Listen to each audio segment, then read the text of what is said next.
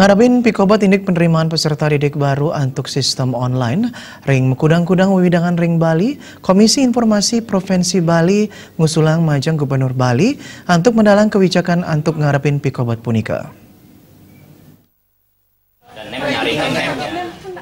Ngarapin pikobat indik penerimaan peserta didik baru, ring makudang-kudang sekolah negeri, ring tingkat SMP wiadin SMA, Komisi Informasi Provinsi Bali, ngerauhin kantor Distikpora Provinsi Bali, sani megenah ring wewidangan Renon Denpasar.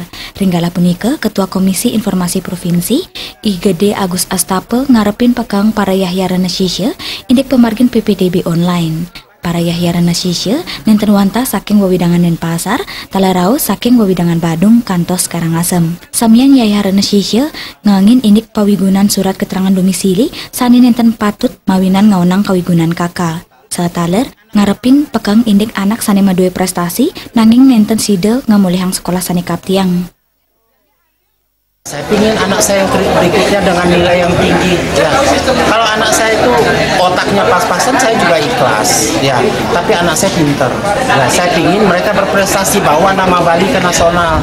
Ya, apalagi waktu itu mereka mewakili Bali dan Nusa Tenggara. Sekacau Pak, mendingan dikembalikan dunia pendidikan seperti kemarin, lalu pakai jalur NEM.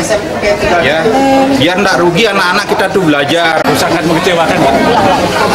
Sangat mengecewakan karena kita yang merasa tersingkir cuma karena jarak. Dari sosialisasi kemarin itu dibilang bahwa kita yang punya kakak Denpasar tidak boleh mencari keterangan domisili itu lagi. Tapi kenyataan di lapangan banyak yang mencari keterangan domisili itu dengan adanya penentuan jarak terdekat itu, Pak. Disampun mireng samian pakang Yahya Renasisya punika, Komisi Informasi mapangabdi Dinas Pendidikan Mangde digelis nguningayang pikobat puniki majang Gubernur Bali untuk selanturnya nih kebijakan indik pikobat PPDB online digelis ka Madalang. Kami sudah boleh dikatakan memberikan usulan agar disampaikan kepada Pak Gubernur terkait dengan upaya ini. Yang pertama adalah agar diverifikasi ulang lagi yang menggunakan surat domisili untuk memilih sekolah tersebut.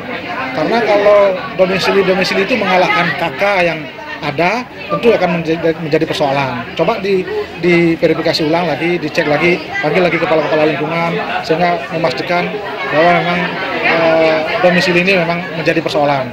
Yang kedua adalah apakah memungkinkan pemerintah Provinsi Bali melalui dinas untuk menambah kuota jumlah siswa di masing-masing sekolah. Misalnya dari satu rombel misalnya 32, mungkin dimaksimalkan aja jadi 40 sehingga kan ada tambahan lagi sekian orang. Nah, tambahan kuota ini bisa dilakukan dengan menggunakan sistem NEM misalnya.